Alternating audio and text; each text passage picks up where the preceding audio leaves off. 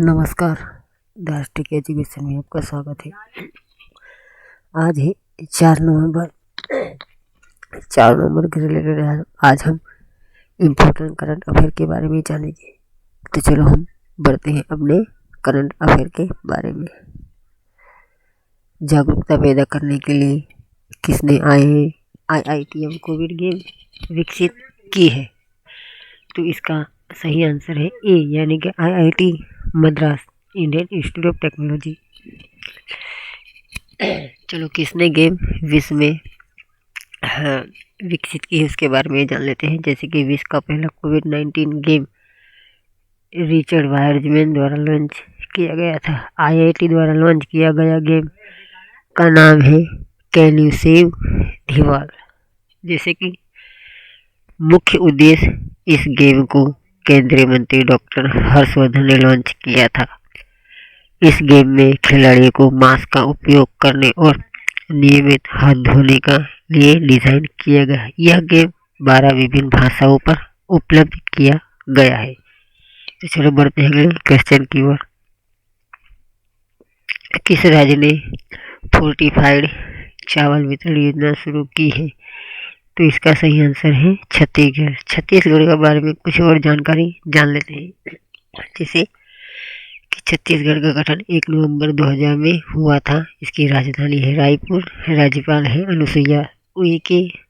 मुख्यमंत्री हैं भूपेश बघेल। फोर्टिफाइड चावल विटामिन 12, आयरन और फॉलिक एसिड का मिश्रण होता है। इसका उपयोग कुपोषण और एनीमिया को नियंत्रण करने में मदद मिलता है। जैसे कि छत्तीसगढ़ सरकार ने फोर्टिफाइड चावल वितरण योजना के अलावा सरकार ने स्वामी आनंद गवर्नमेंट मीडियम स्कीम भी लॉन्च की है। तो चलो बढ़ते हैं अगले क्वेश्चन की ओर। हाल ही में गंगा उत्सव की वर्चुअली शुरुआत कब की गई है? तो इसका बिल्कुल सही आंसर है 2 नवंबर को। गंगा नदी को राष्ट्रीय नदी घोषित करने की 12वीं वर्षगांठ मनाते हुए गंगा उत्सव मनाया गया है। इस कार्यक्रम का आयोजन जल शक्ति मंत्रालय द्वारा जारी कर रहा है। बढ़ते हैं अगले क्वेश्चन की ओर। हाल ही में राजस्थान में कितने किलोमीटर फिट इंडिया मैराथन, याद रखने, फिट इंडिया मैराथन आयोजित की गई है? तो इसका सही आंसर है बी, यानी कि 200 किलोमीटर। यह मैराथन पैदल यात्रा रेत के टीलों के माध्यम से सरबीरवाला, बुट्टेवाला, कटोच जैसे इलाकों से गुजरेगा और इसी जिले में समाप्त होगा। केंद्रीय खेल मंत्री किरण रिजिजू ने फिट इंडिया पहल को बढ़ावा देने के लिए पाकिस्तान अंतर्राष्ट्रीय सीमा के नज़दीक राजस्थान के रेगिस्तान में 200 किलोमीटर की पैदल यात्रा का हरी झंडी दिखाई है। तो चलो बढ़ते हैं अगले क्वेश्चन की ओर। किसने 2020 का एजुतच पुरस्कार दिया गया है? तो इसका आंसर है पोल आजेरिचा। पोल आजेरिचा को मलयालम साहित्य अकादमी पुरस्कार 1979 में केरल साहित्य पुरस्कार से सम्मानित किया गया था। 2004 में केंद्र साहित्य पुरस्कार भी दिया गया था। एजुचाथन पुरस्कार केरल साहित्य अकादमी केरल सरकार द्वारा इस पुरस्कार को दिया जाने वाला सर्वोच्च पुरस्कार है। इस पुरस्कार को एजुथाचन के नाम पर दिया जाता है। इस पुरस्कार की शुरुआत 1993 में शुरू की गई थी। तो चलो बढ़ते हैं अगले क्वेश्चन की ओर। सबसे बड़ा प्लास्टिक कचरा निर्माता की श्रेणी में कौन सा देश श्रेष्ठ स्थान पर रहा है? तो इसका बिल्कुल सही आंसर है बी, यानी कि अमेरिका। चलो बढ़ते हैं अगले क्वेश्चन की ओर।